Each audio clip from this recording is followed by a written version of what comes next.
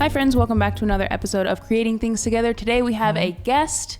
Of course James is here, but more importantly, Cody Wanner is here. He is a filmmaker and just an overall talented, great human being to be around. Thank you. Thank you so much for being here. He joined us for our anniversary yesterday. We ran around the Salt Lake City area. Mm-hmm. How do you like Salt Lake City so far? I loved it. I love it, and I loved it. You can see the mountains right now clearing out of the clouds. Sorry that you can't see it, but it's a beautiful place. Yeah. We flew in. I was amazed flying in, and then driving here. Wonderful. We're really happy to be here. Like it's so cool to have so many different types of landscapes in your backyard. It's a playground, and it's the center of all sorts of different landscapes too, and that's what we like about it. So today we wanted to talk with you about your creative process, as well as your creative process in regards to creating things with other people, because you found yourself in rooms with people like Peter McKinnon and Matt Diavella, and you have you work hard, I think, to put yourself in those positions. Mm-hmm. And I think you have a unique perspective that we don't have. We have the husband and wife perspective. You have the hanging out with other dudes and females who like to do creative things perspective, who are just your friends. Yeah. So first off, what do you think the value is of hanging out with those people and making things together? Yeah. There's so many pieces of like little snippets of value. I think one of the first ones is when you're feeling in a creative rut, and you get around another creative, they can very quickly pull you out of it. Absolutely. Oh my gosh, you can just see so many opportunities and so many new little interesting things that just re-excite you about whatever the process is, whether you're making music or videos or food or whatever it is, whatever you're creating. I think when you get around somebody, macaroni art, get around a kid if you want to. If you want to get around creativity, get around a kid. Passion. So there's that, like from a like kind of almost more internal remotivating side. But I think for me, at its very core, like the foundation of creating stuff with other people is I find so much value in each and every individual human being that I've ever met. And sometimes you have to sort of spend a good amount of time with somebody or dig a little bit deeper or, sometimes it's not just super obvious, and then other times it is incredibly obvious, like all of the value, they almost wear their value on their sleeve. But there's so much value in other individuals.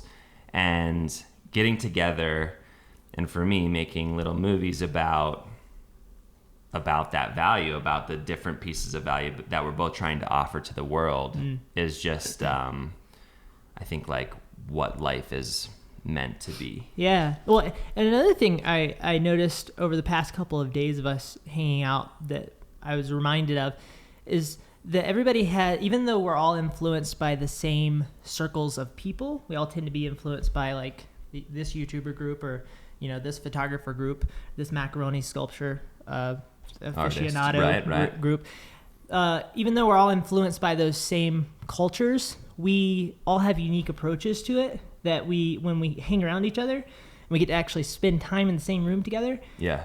We get to see those approaches play out. And a good example was yesterday, all three of us went to go hang out with some people in an office, and I got to look at their screens. Don't bring it down. We went to a space station. We went to a space station. Yeah. The space station. The space station. Yes. It took a lot of rocket fuel to get there. But we made it. And basically, I mean, we're not going to have this apartment next month, long story short. But we went there, and then I got to look at the way that they work. I got to look at specifically their desks and their screens. And like we went into one room, and this guy had like 45 windows on his desk. With 10 of them were different videos playing. Exactly. Yeah. And you can look at my, if we look at my laptop in front of me here with my show notes, it's very minimalist. Simple. Yeah. It's like Christina's got 72 tabs open in Chrome at any given time. Sorry. I have 3 tops, right? But I'm reminded that apologize. You just hit puberty. Congratulations. Yeah, thank you. Wow. Can't wait for my voice to get lower. I can be like a Morgan Freeman type. right? That's what I want to get to. Okay. I've always That's where wanted to you're be a going. voice actor. Okay. You know?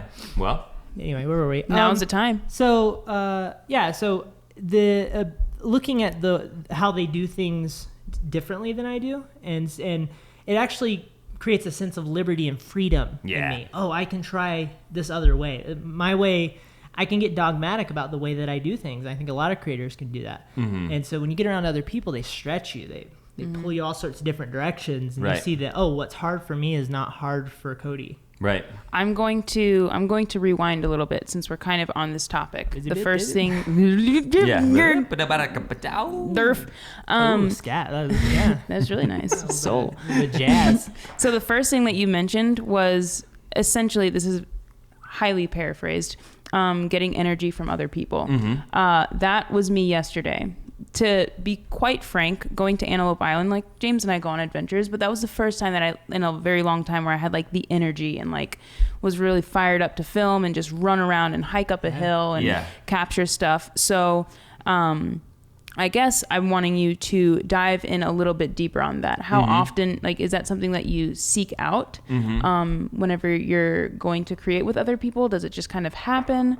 How often do you, need to have the energy of someone else to feel that boost of like, yes, I'm creating, I have energy, like I'm learning from this new person, and I am not bored. Yeah. I think for me, everything just goes in peaks and valleys, right? So, and the creative process is a bit paradoxical, or maybe it's not a paradox. Maybe it just really does go in peaks and valleys. It's a roller coaster. Because in the same way that sometimes you need to be re-energized by another person, sometimes you need to be isolated and give yourself the space and time to just go into the rabbit holes of your brain and think about and focus on, what do I want to make, or what am I building? 100%. Right? So I go, I think what can happen though is there can be a mismatch of when you need isolation and when you need other people. When you need other people, you're isolated, and when you're isolated, absolutely, whatever, you know what I mean? Like your brain won't tell you which one you need. Right. And so you just know that you feel depressed. And a lot of people that I talk to, the past couple of days I've been hanging out with other friends who make stuff, and we talk about how it feels like a kind of solo job, like making stuff. And there's not always other people just around at any time. Like, case in point, I'm in Salt Lake City, Utah, but I live in Pennsylvania. Right. And not to say there's not people in Pennsylvania making stuff. There is, but it's not, it feels like Hashtag Pennsylvania hard. Squad. Penn Squad. It feels, Pennsylvania check. It feels like there's this gap, and I can't just reach out and be like, hey, can we get together and make something? It feels like more isolating than that. So yeah, there's going back to your original question, Christina, like, do I seek it out? Is it, like, how often do I need to be re-energized by other people? I think I do seek it out when I start to feel like I'm losing it. Like, what am I even doing? I start to try to seek it out. And that's really what that was part of this project that I'm doing right now, where it's a bit of a mini tour, Denver and Salt Lake City, meeting up with other creators. And because I was feeling like I need to do something big, like I need to do a thing. I need to make something happen. Yeah. I need money to make it happen. I need people who are willing to work with me, but like I need to get out there and be with people. And how much of that, like, honestly, how much of that is about the journey for you?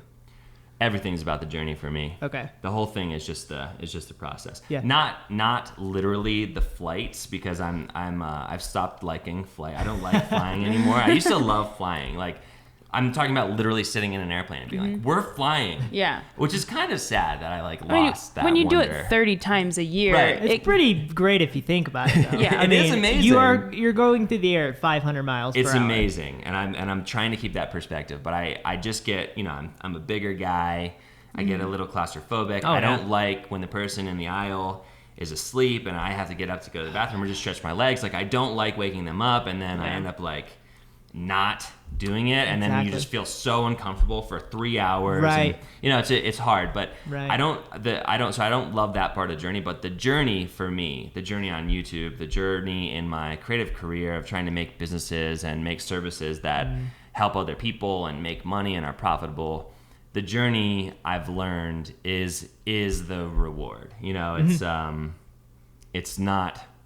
I don't even know really what the thing at the end of the journey is. Yeah. Like the journey, it's just more Yeah. journey. The thing at the end of the journey is like Right. is like an opportunity for another journey. What's so cool about approaching it that way is if you're an Olympian, there's an end, right? You're trying to get to, and there's a lot of good things about that Yeah. because you have this insanely lofty goal that you're partaking in the journey to get to. Yeah. But there is Once you inevitably, hit and it. I always hear it at the end, these people they'll win a gold medal and go, I don't know what to do with my life anymore. And feel let down and get Right. depressed. I Right. want to be 85 and just doing the same thing I'm doing right now, right? I want to have something that until the day I die, I'm helping people through creating things that I feel passionate about. And it's important to have these like goals along the way and these benchmarks and like things that you're aiming for. Don't get me wrong. Like I'm all down for like hitting goals. Yeah. But Because you'll just kind of meander. if right. not. We're not talking about meandering. Yeah. We're talking about Big picture stuff. focused, concentrated pursuit of having adventures and taking journeys and changing people's minds and hearts. But it's like this. That was really beautiful. Wow. Oh my gosh. Wow. Can we put that on a t-shirt? Yeah. We should do that, Christina. That's Yeah. a good idea. We should change hearts and lives. And minds. And minds too. Limbs. Lives too. Can Yeah. you change a heart without changing the mind? Ooh. Can you change the mind without changing the heart? These are the questions. Wow. These are the questions that we're on a journey Wow. to solve, James. Yeah. I need to go listen. I need to go like read some philosophers. Yeah. Novels. Drive through the desert listening to Odessa. That's when your mind is really opened and enlightened. Just really silence your heart and open your veins. Just take a moment. Yes. All right. So what, Goodbye, everyone. All right, that's it. It's been fun. It's been good. What we got? 17 minutes. All right. Technically 12. So in creating, what do you think the benefit is for your content in creating things with other people? Yeah. So it unlocks when you have to force yourself to communicate with, to align visions with, to come together on one or two videos. Again, I'm going back to video because that's what I make primarily. It is a completely different workflow and just creative process trying to make something with somebody else than it is just getting to make it by yourself. We were talking about this a little bit yesterday in the car, where it's like when it's in your head, when it's in the solo creator's head, like you can hop in the editor and just, you know where the shots are, you know what the message was, you know what you meant to say, so you jump cut it up to say that thing. Right. Whereas when you get two people who are trying to say one thing, you realize how poor of a communicator you are, because Just put the thing here. and so, okay, what shot do we need for your video, or what shot should we get?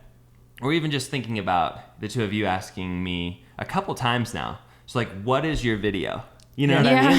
Like because I'm not, it's in my head, Right. but it's getting it out to you, and you're trying to help me make sure that we have the content It's kind we of need like to a build cloud it. of idea in your head. And I'm just pulling these little pieces out and giving them to you. Right. And so what ends up being created is a very collaborative puzzle that gets pieced together that could not have existed had the two of you never gotten together. I love how organic it is. Like us coming together, we can't, if we did this entire trip over again with the same premise, it could not be replicated. It would be completely different the second time around.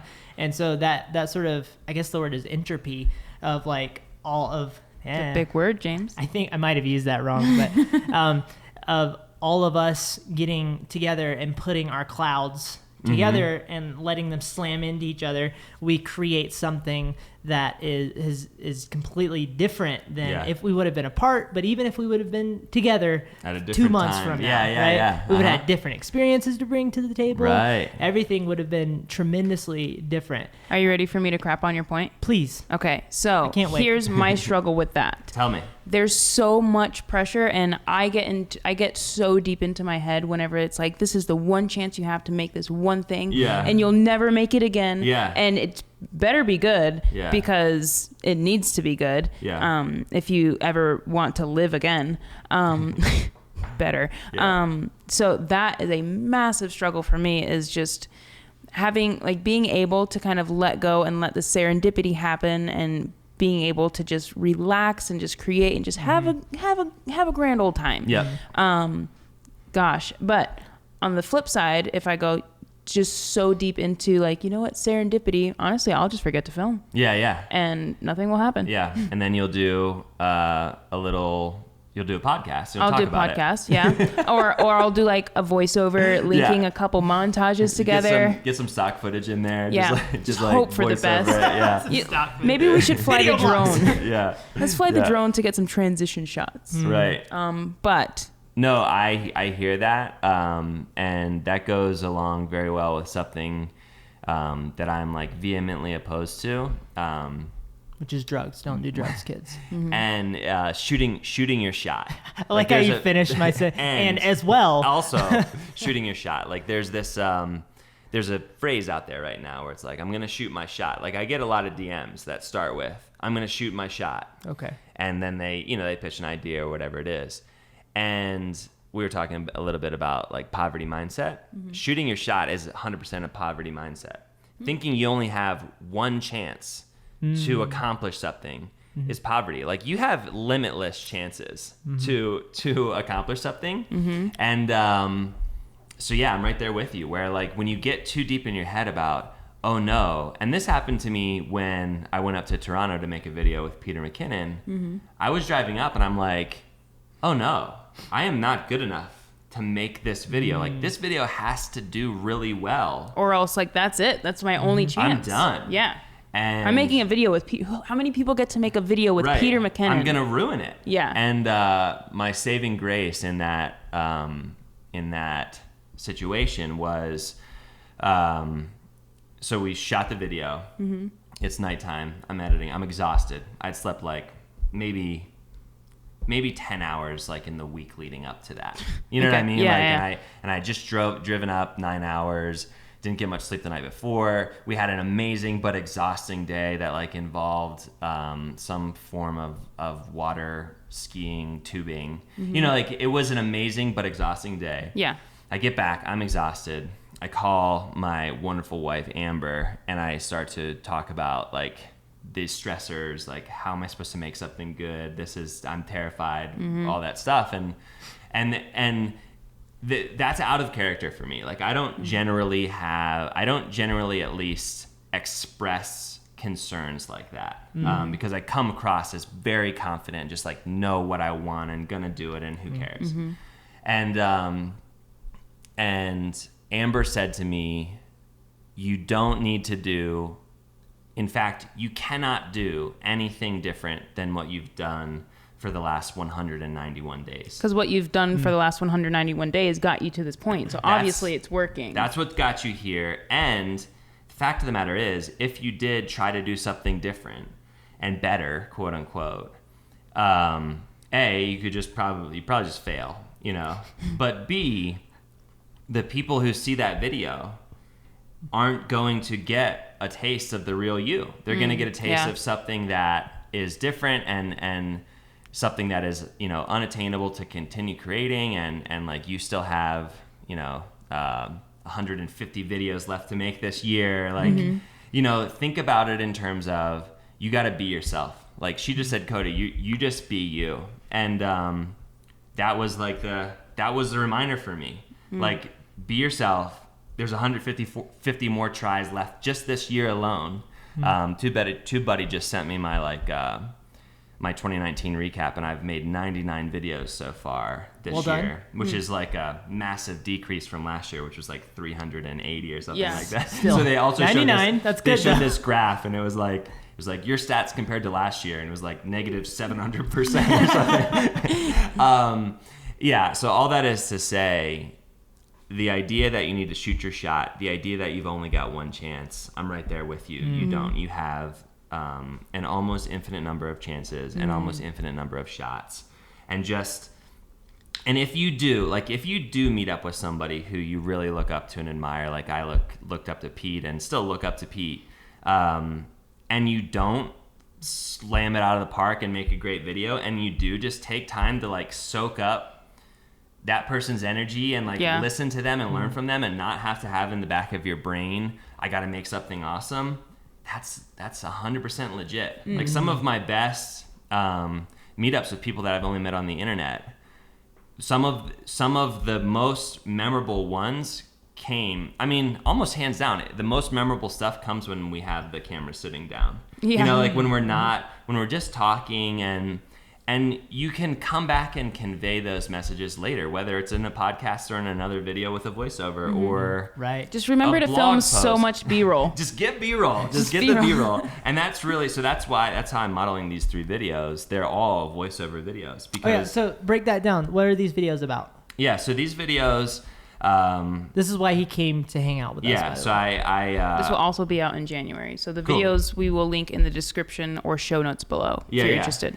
I talked to MusicBed about like, look, I would love to for you to do something with No Small Creator. No Small Creator is just this network of people all around the world who are making stuff. And sorry, that's our neighbors. We have a horse above us. I'm glad you got to witness that this morning. Carry on. Making stuff, and I want to highlight 3 of them who kind of all showcase a different part of kind of what it means to be No Small Creator, right? And so yeah, came to Denver, shot 2 videos there, and now here in Salt Lake shooting the 3rd and final piece. We took him up on a hill yesterday. And it was a gorgeous hill. It was a beautiful snowy hill. It was an island in the middle of the Salt Lake. Great place. It's like a mixture between Iceland and the Serengeti. And I was like, man, this is great. We're taking him on an adventure. This guy's from Pennsylvania. This has got to be great for him. And he's like, yeah, the last guy took me on a glacier. And I was like, so we turned around and went home. Just go home. Adrian this trip took is me on over. a hike up St. Mary's Glacier in Denver, and it was also gorgeous. There's a glacier in Denver? Yeah. What? I mean, it's at least called St. Mary's Glacier. Oh. Okay. But I don't. Was I mean, it like I a assume museum? that means. Was it like a miniature we went up an replication? escalator. Yeah. Okay. That's not a glacier, Cody. Yeah. But a completely different environment. I'm glad that you didn't just leave when we were on that hike, because it was wonderful. You just leave and then you have to walk home. Right. I'm like, forget it. Also an adventure, so. More adventures to be had today. Yes. Yep. What I was going to say to your point earlier was, in addition, being playful and allowing for experimentation, having a playful mind and heart, is something that is an art form in its own that I think we have to continue to develop as creators. Yeah. And it's weird because as kids, we were 100% It was playful. just fun. It was pure and raw. Right. It was raw creativity. It was raw Absolutely. playfulness. And now it's so crazy and kind of sad that, like, as adults, really all we're just trying to go back to Right. raw playfulness, raw creativity, because like so much has been layered on top of that. We're that we battling. Have, We're all these battling pressures all through the it. time to get back to that place. Yeah. Yeah. And but I think the more you can develop that in yourself, the more liberty you have to create things and make it more fun. And what's interesting is I have this struggle in my head around the idea of happiness and doing things that are fun. Yeah. Because James hates fun, just in case anybody. Because it's like, it's not completely synonymous having fun and doing things that are useful, right? Some people who do things that are useful in life are doing things that are incredibly difficult, right? They're helping, they're helping, or like Mother Teresa wasn't always having fun, Right. but she did a lot of great things, I hear. So, so it's through the struggles a lot of times that you're going to do things that are actually meaningful in life. Yeah. So I go, okay, how do those things reconcile? How do you have fun and happiness in creating or doing something that's meaningful for the world? What I think I'm realizing, and it's still developing in my head, is that fun and happiness can actually be tools towards the end goal. Like, I think we actually we create better things when we are in a playful state, whenever we're creating. So much, yes. Yeah. So, and also our minds come out of this like semi-anxious mode and go more into an open-minded creative mode, and that's where new ideas come from. And so when you can get around friends, the more free you are in that moment, I think the better art you can create in the end. But it's a struggle to get there. Remember that shot yesterday in the car where I like completely turned around and I held the camera and I was filming behind? Yeah. I would have never done that. I would have just like filmed up front. But kind of just loosening up, remembering. Cody's got his freaking 360 camera out hanging out Yeah, over hope those the turned roof out. of the car. Yeah. We need to look at Rain those. pelting us. Just remembering, James and I say it together all the time. We just need to remember to have fun. As a more solo-esque creator, like on a day-to-day basis, how do you remember to have fun? I have a lot of fun with myself, just in my brain and laughing at my own jokes and stuff. I got a comment this morning that was like, does anybody know, since Casey doesn't make daily videos anymore, does anybody know of somebody else to follow that does? And someone was like, you could try Cody Wanner. And the person said, I already follow him. I need somebody who's funny and exciting to watch. And I was like, am I gonna let this get to me? And I think anytime I have to ask myself, am I gonna let it get to me? It's already gotten to me, and I need to process it. And what it really comes down to is like, I think that I'm funny and exciting. Right. Like really, that internal feeling is the most important thing.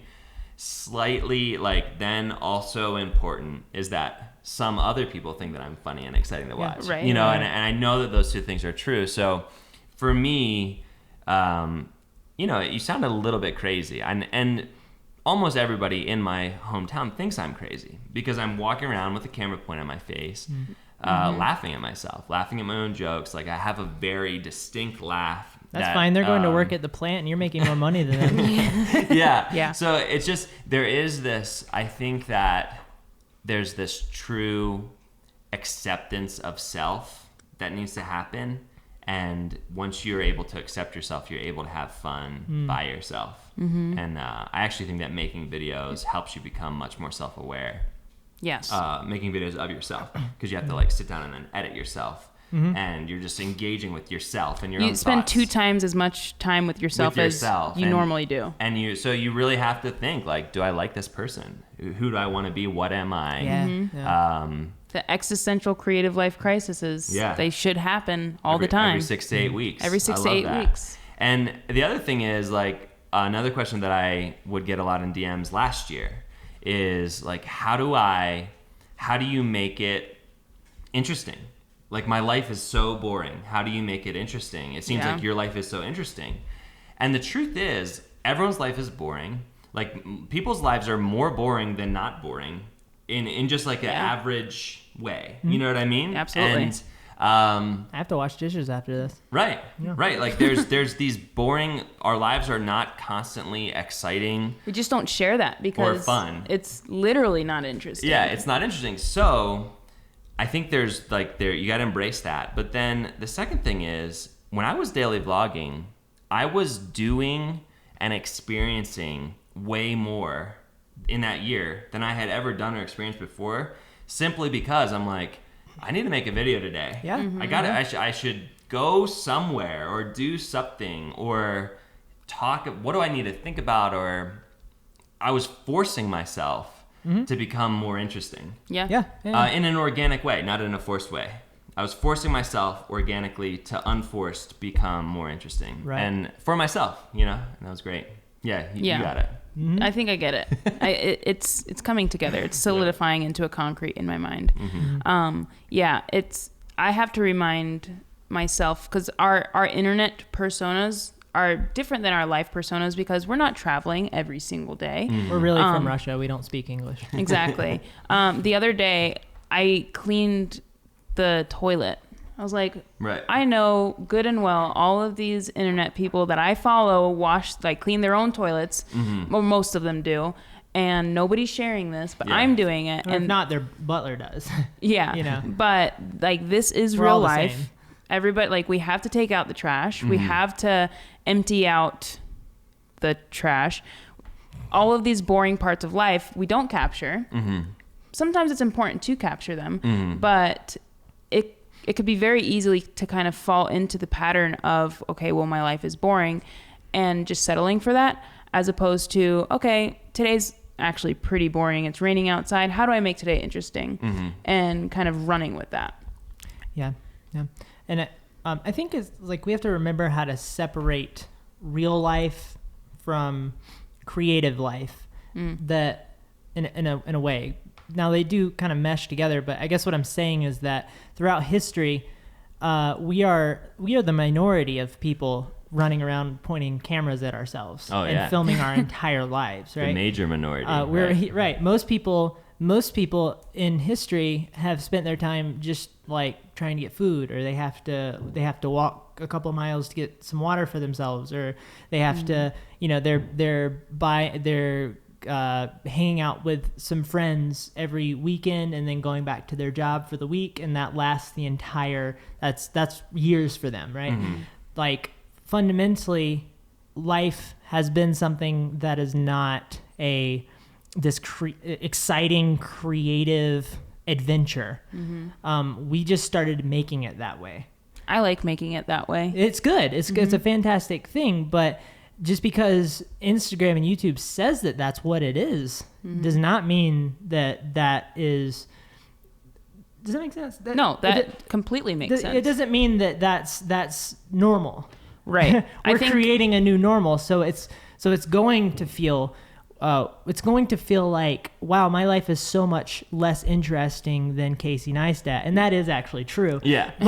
But for your, I don't have a Tesla yet. Yeah, I think that's kind of a trap that internet can bring you down, is that comparison of, okay, well, I'm not living on a sailboat and creating these amazing documentaries. Like, my story's not interesting, but it actually is. And James and I have to constantly remind ourselves that, like, we're doing it. We're doing the thing. It's not exactly, but I don't think it'll ever be exactly the thing that we want to do. Another fun thing, though, is to look at your everyday life and then compare that with what you put out on the internet yourself. When you do that, you'll have this reality shock, because you'll go, oh wait, I'm doing exactly what everybody else is doing. I'm posting the highlights of my life. So of course everybody is going to think, like, everybody thinks that we're probably still hanging out in New York City. We're traveling everywhere in the desert. My last what have post you. was the desert. So I think meanwhile, we're like, desert. We almost every day we're editing in our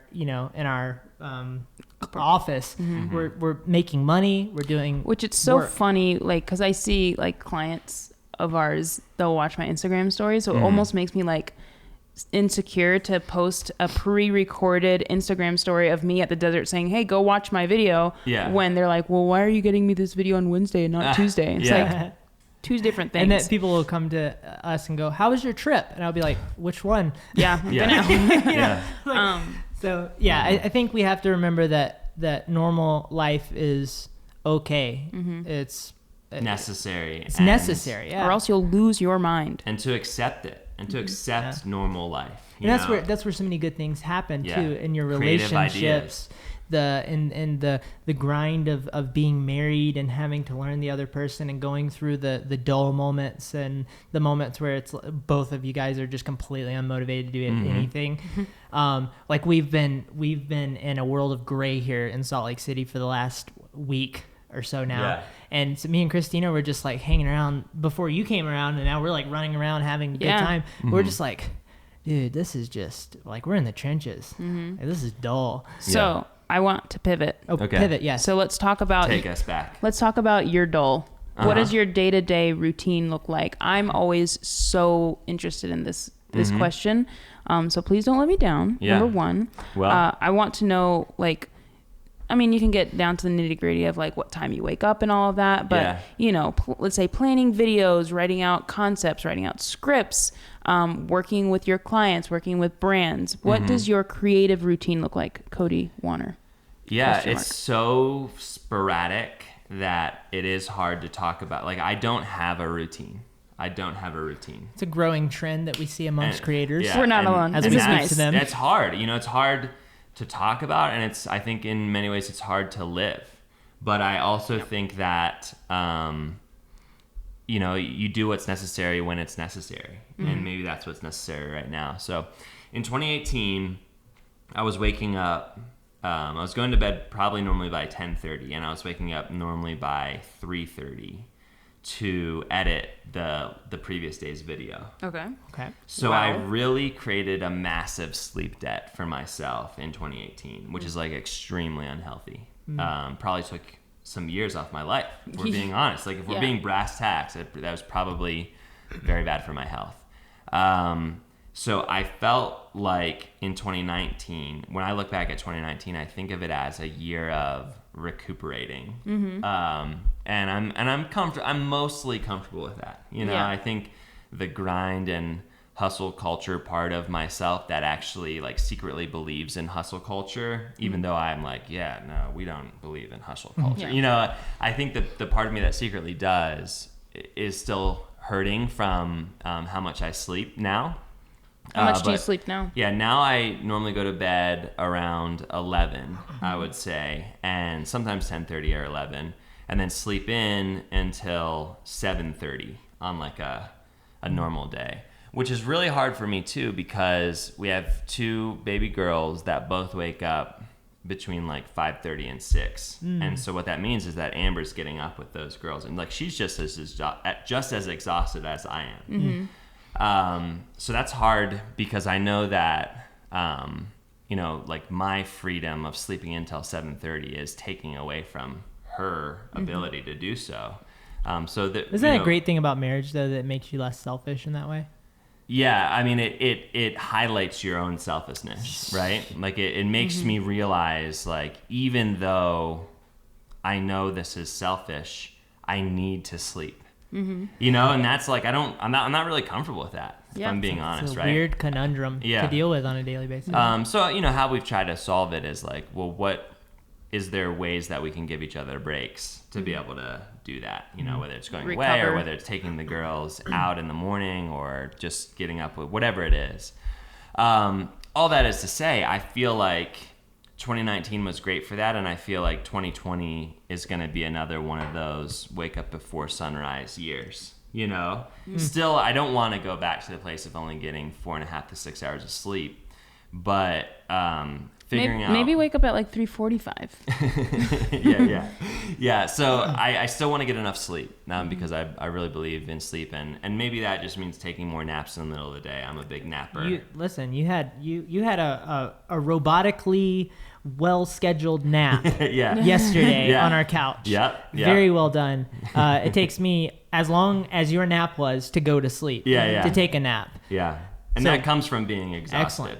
Yeah, I can fall asleep almost immediately because I'm so tired. Yeah. And so, yeah, 2020, I'm excited for that. But let's get back to the routine. So wake up at Yes. 7:30, make breakfast, and then start to think about what is going on that day. Again, like, not necessarily how I would have it, not how I would recommend it, but for the most part, start to think about it. Probably get into the office, which is a co-working space, so there's other people there, which is helpful for me, by 10 or 11. And then more recently, I've been doing a lot more logistic stuff, so planning this series that I'm in right now, this video series. I've been working hard on my website and building out ways to sell my consulting service, ways to showcase and highlight why people want to work with me all on my website.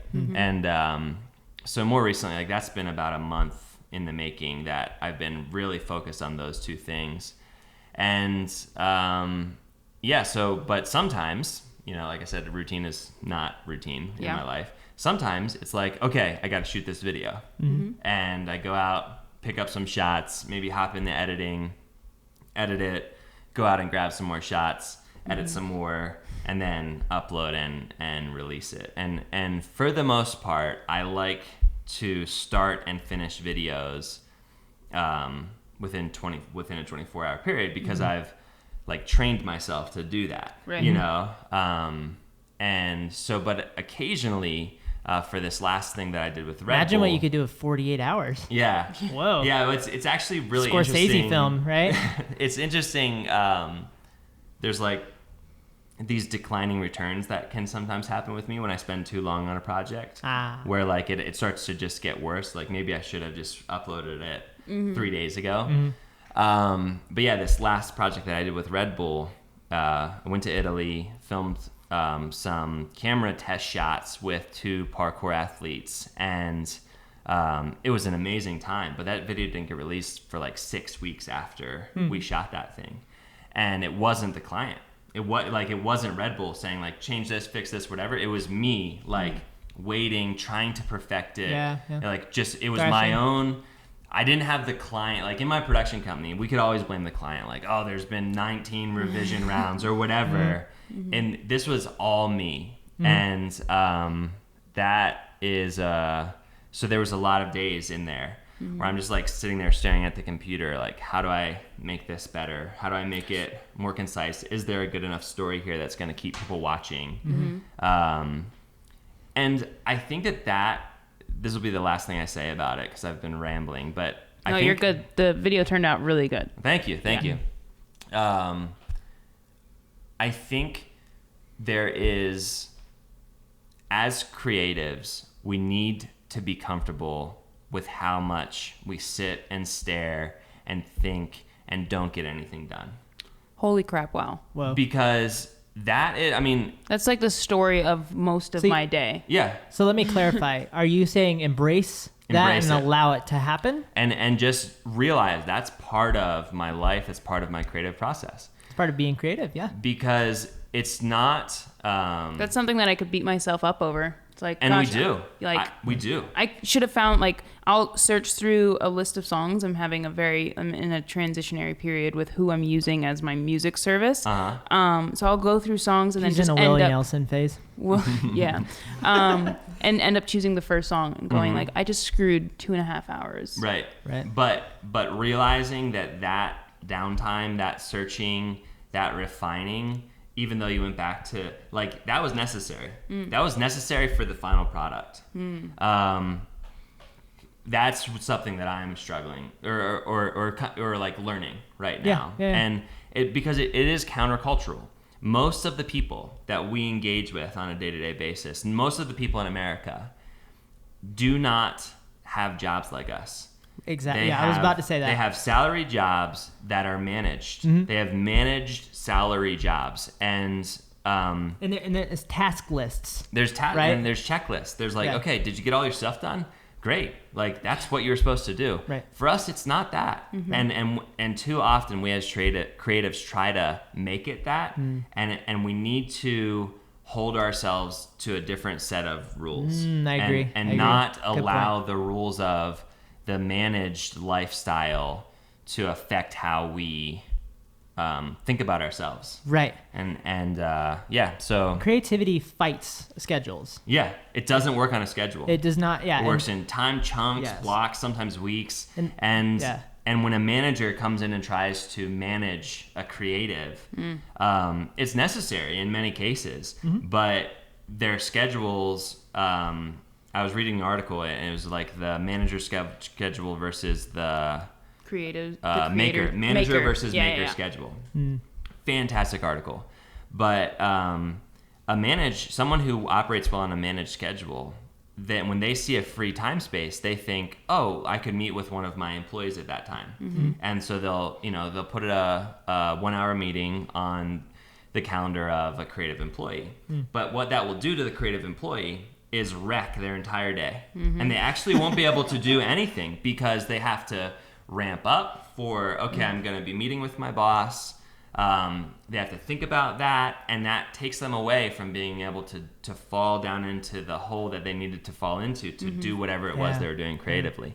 So, I've heard a lot of people talk about that specific blog post or is it a blog post? Yeah, it's an article? blog post. Yeah. Okay, I think that we should probably read that. You should read it because we should read it so out loud freeing. before bed. Turn on some as a mantra Odessa music.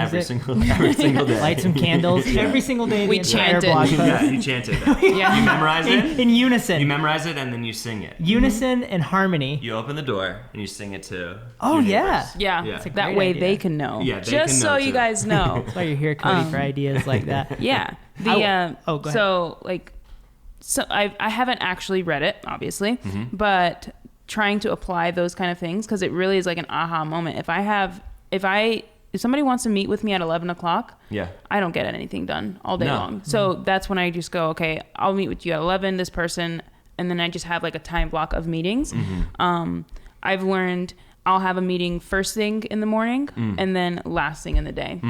And that's how I've been scheduling it these past couple weeks. And like, this is just when I'm available because, and it's, what's tough is with clients and freelancing and all of that, oftentimes you want to like almost break your back because it's like, hey, they're the ones paying me money. I want to make sure they know that I'm in. But also if they want me to get anything done for them, they've got to respect our boundaries. So I'm, let's write that down somewhere. You've got to be brutally honest with them about that too. And if they are not willing to work on a maker's schedule with you, then they're not the right client, and that's totally fine because there's thousands of other right clients out there for you. Yeah. Very good point. And I'm glad that you said all of that, because knowing yourself in that way, knowing how you produce the best results, and working with organizations that get it, that's what I want for every creative. Yeah. And a practical piece of advice for creators is to assume that whatever task you are taking on is going to take twice as long as what you think it will. Yeah. So if you're filming a video and twice your and a first half. thought is it's going to be it's going to take an hour to do this thing, right? 2 hours minimum, like 2 hours. If you go under it, great. It's a good day. You can get ahead. But you're probably not. It's probably going to take that double amount of time. The other thing is I think we compare ourselves, to your point, to more managerial and task-oriented types of folks. Like I'm the one that's gonna go online and look up the work schedule of Elon Musk, right? And everything he does is in a time block, and everything he does is very, very stringent. But you can do yourself. That's great, right? You can learn a lot of things from that. You can make your tasks be more time blocked. You can make even your creative tasks be a bit more, it's like set a 30-minute timer for your thing, give yourself a little deadline. That's all good. That's all fantastic. But you can do yourself a disservice by taking a task that was not meant to be in a time block that is 30 minutes and putting it in that, and then you get frustrated, and then you get discouraged, and that builds up over time, and then you get more and more discouraged, and then you get stuck in a rut. I would like to tell Cody. you a life hack that may or may not work for everybody, but Speed. It's how I did. It's drugs. Remember earlier we said don't do drugs? Do 'em. There is an exception. Don't do them. Actually, Ritalin is basically speed, and I was on Ritalin for quite a while in my adult life, and it wasn't good for me. It did not help me. James when I turned was into young- a zombie. Yeah. When I was a kid, I put on, I forget which one it was, ADHD medicine. I think it was probably a pretty low dose. Yeah. I turned into a freaking I was laying on the couch all day. I just had nothing in me. Right. So I learned that caffeine really helps, because for us ADHD brains, caffeine helps us focus as opposed to energize us. Not just ADHD brains. I had caffeine. I feel like for the but first time, like I'm not much of a caffeine drinker. Yeah. It's a hydration packet that has caffeine and Okay, L-theanine. I felt like a superhuman. She was up at like 9:30 the other night. She's like, I think it's the caffeine. I drank it 5 hours ago. Yeah. I couldn't stop. Yeah. Caffeine's the best. Anyway, So you were making a point. What we should say is talk to your doctor about the use of drugs. If there's drugs that are for you, try them out. Doctor, supervise. We're not medical professionals. There's also essential oils. Right. Just talk to the people who know what they're talking about. Yeah, not Here's us. what I'm talking about.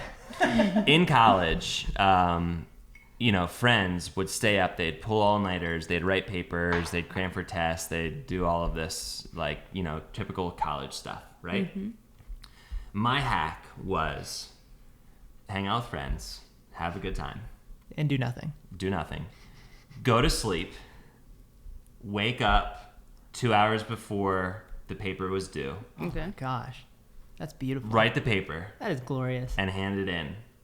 Okay. Legitimately, that's how I did my entire college career. I'm not saying this is going to work for you. This sounds like so smart. This sounds like a really bad idea. You may fail out of college if you do this, which might not be the end of the world. If we're being honest, but that's how I did college, and that's how I got. I graduated with a 3.6. I was a great student, and the papers where I would take a nap or sleep for a long time and then write them would perform better for my professors than the ones where I would write them over the course of 2 weeks. Probably because it's like, okay, this is what's in my head. This is what you got. Yeah, yep. This is all I have. So I'm a procrastinator, which is another reason that worked really well for me. But I am not a fan of forcing myself to get a project done at nighttime when I'm tired, when I've had 3 meetings that were much more business minded, and so I was in a business mind, and now I'm trying to get into a creative mind. I am the type of person who will go to sleep, will wake up and do it first thing in the morning and just get it done. Right. Not push myself into the nighttime. But I know plenty of people who will push themselves until 3:00 and make something that they're really proud of. Mm-hmm. So you need to figure out what works for you. But what I'm saying is, don't try to do what the world is telling you to do. Even me. Mm-hmm. Figure out what works for you and work your life that way. That is an excellent point, though, because when you sleep, your brain sorts and organizes everything that you experienced the day before. Mm-hmm. And so it's like when your evening will be incredibly stressful. You go to bed, you wake up the next day, and you have some sort of resolve about everything. Clarity, the actions to take. Yeah. That's because, scientifically speaking, your brain is sorting through all that stuff and coming to resolutions. Probably produces some weird dreams. As it's doing it does. Right? Yeah. Mm-hmm. But then you wake up the next day, and your brain is fresh. For the creative, the morning is a beautiful place because your brain is fresh and ready to use all of its resources. All of your resources are available. You're not depleted. Mm-hmm. And so you can sit down in 2 hours and just, like a lot of writers will get up and first thing they do in the morning, write, what's a good amount of words? 10,000 words? I 50,000 I feel like words? That's 10,000 words. 170,000 words. I think they go for 2,000 words a day. 3 million words. 3 million words before lunchtime. Yeah, exactly. Exactly. No pressure. So I think because a lot of people get into the romance of staying up late. And I think to remember that just because it's fun and exciting to have a Red Bull and, edit at 3 a.m. in the morning doesn't mean that that's the most efficient route. Mm-hmm. It might be. Sometimes it very is. well may be. Yeah, absolutely. But you can also, not sleeping is not good for you. Right. So you got to manage that. Question about leaning into kind of your natural flow. Mm-hmm. There's sometimes where I just have an idea at 10 o'clock and it's like, I should be going to bed right now, but I've got this flow. The day that I had caffeine, I was like, it's on, and I'm just gonna lean into it. And I'm gonna go to bed at 11, and I might wake up a little bit later, but at least I got this stuff done. Having a family, how is it juggling that? Yeah, because that's horrifying to me. I mean, I think I have an extremely supportive family. So there's that. I don't think that everybody has it as good as I do, but both my kids and my wife, when they see that fire burning in my eyes. They're like, oh, okay, like go ahead, go do it, do whatever you need to do.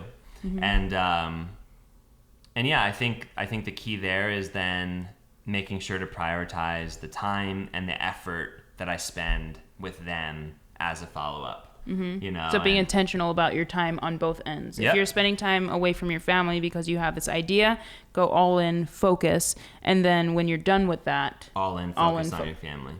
That's good advice. Prioritize what's Extremes. really important.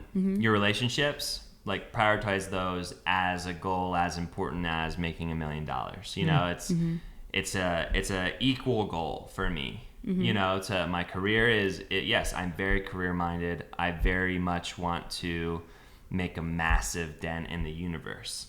But also just at that same level is I want to be an amazing husband and an amazing father and have very strong relationships, familial relationships. You know, and they're both just as important to me. So prioritize them accordingly. Yeah, I forget that my role on this earth is equally to be the best husband I can be to her and to feed into her. And I had this epiphany the other day that if I do nothing throughout my whole life but be a good husband to her, I've done something meaningful. Yeah. That's really nice. I would just say get stuff done. I'll be all right with it. But no, I love that. Incredibly, like it's very honorable. Infinitely meaningful. Yes. And I think when we can realize that is like the key to happiness and joy in the world. That's dope, dude. Yeah. When he told me that, I was like, shucks. Yeah. Let's go for another year. But I forget that because I'm in my creative projects. You know, I'm focused on all the things that I like that throughout my entire upbringing I was thinking about. Like I have all these ambitions and goals, and we both have those things. But then it's like now it's like real priority.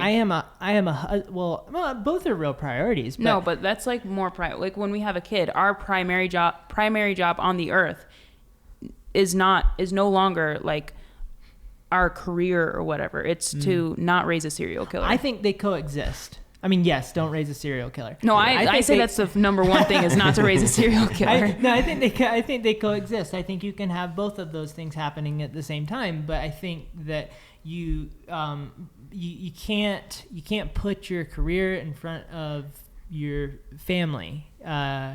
You have to remember how powerful it is if you've decided to create a family. Let's put it that way. If you've decided to take on the responsibility of being a husband or a wife, which is a choice, believe it or not. In 2019, I don't think people know that anymore. It's 2020, baby. They just marry people. And they don't even think about it. So it's I'm married to 37 people. Yeah, it's a choice to put yourself into that responsibility. It's a choice to put yourself into the responsibility of being a mom or a dad of children or dogs, and you have to say that is now my responsibility and that is now part of my role in life, and not forget how powerful that is. Because if you cultivate your kids well, that's immensely powerful, and if you feed into your husband or wife well, that is immensely powerful. But I don't know if I really struggle with remembering that a lot of times because I get so focused on my work.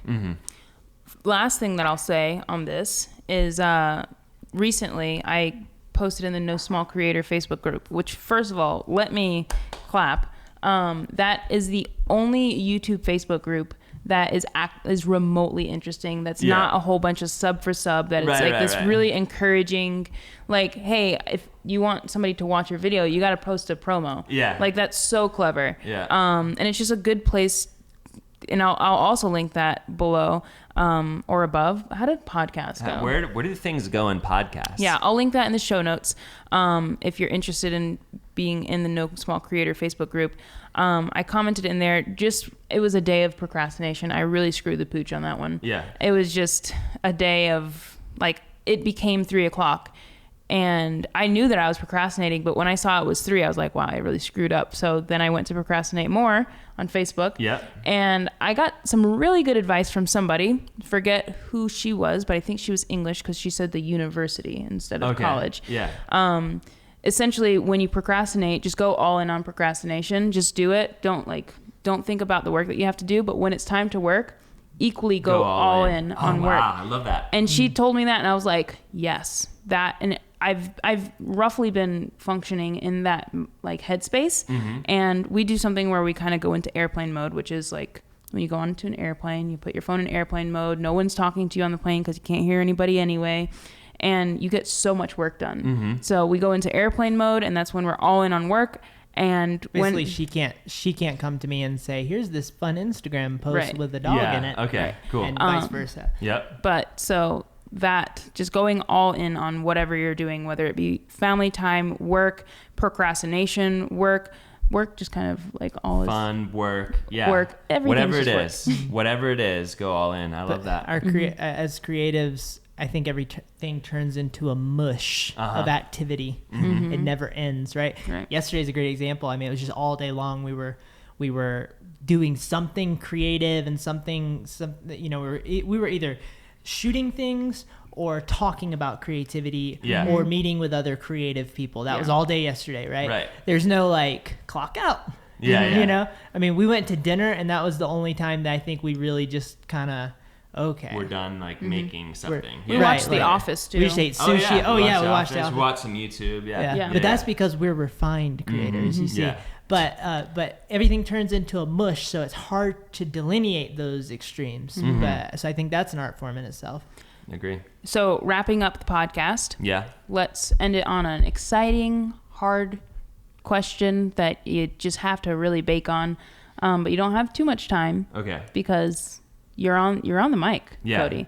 What are your goals leading into 2020, it being 2020, moving forward in life? What are your big goals, ambitions that maybe you don't even know how you're going to tackle, but you're just excited and you're just going to like take whatever step you think you need to take for, I guess, this coming year and the Cody Wanner empire? So want to shoot a documentary about the fight against forced prostitution. Okay, wow. Want to create a couple more revenue streams, namely a video course series and set. Will this be on Netflix, this documentary? I don't know. We'll see. You going to go all Matt D'Avella and make a minimalism? Right. And then the last thing is there's a software as a service business that I want to start. Say that again? Software as a service. Software as a service. Okay. Yeah. So it's kind of, it'd be like the Adobe Creative Cloud is software as a service. Okay. Where it's a piece of software, but you have a membership to it. They give you updates on it, that sort of thing. Would that be like an app, like a productivity app? Or? Yeah, I mean, it'd be housed online, I would imagine. Okay. I don't necessarily see an app being a part of it, but there could be an app if we ever made enough money to develop the app. Those are 3 other things, but then kind of underlying all of them is just to continue to grow as a person, hopefully continue to grow this YouTube channel, affecting more people, reaching more people, helping more people to make money making videos, and have fun doing all of those things. Make those things fun things that I can go all in on, to your point. I like that. Cody, thank you for spending an hour with us on our podcast. Of course. We appreciate it. It was my pleasure. Thank you again for spending, we've thanked you 40 times for this. Thank you again for spending our anniversary with us. Thanks so much for having me. It was a lot of fun. Thank you. It was, we tried not to make it too romantic with you. I appreciate that. Yeah. James did put his hand on Cody's knee a couple times, and I was like, "What's going on?" But like, wait, no, okay, then cool. Then we're back on track. It was just the knee and then the index finger, and I thought this is a good way to test what our friendship is about at this point. He's not going to come back to Salt Lake. Let's just say that. Let's just say. Well, yeah. Let's just say that I now have less teeth, so that's a problem. Yeah, it's pretty bad. On Monday. I'll link everything Cody. that I mentioned earlier below, as well as all of Cody's socials, the No Small Creator Facebook group. If you are a creator and you are not small. What? Yeah, no, that's true. Yeah. Any final words of wisdom that you want to put on a t-shirt that we could use to sell merch? Yeah, sure. Let's do it. Here's my final words of wisdom. You need a song or? I don't. Okay. This is going to be a cappella. Cool. Okay, very good. Don't focus on being unique. Focus on being yourself. I like that. All right. I probably shouldn't say anything after that. Guys, thank you so much for listening and or watching. Have a fantastic day. We will see you next week. Bye. Bye. We did it. Love it. Great work. High five, everyone. Good Cool. job, man. Thank you. Yeah, thank you.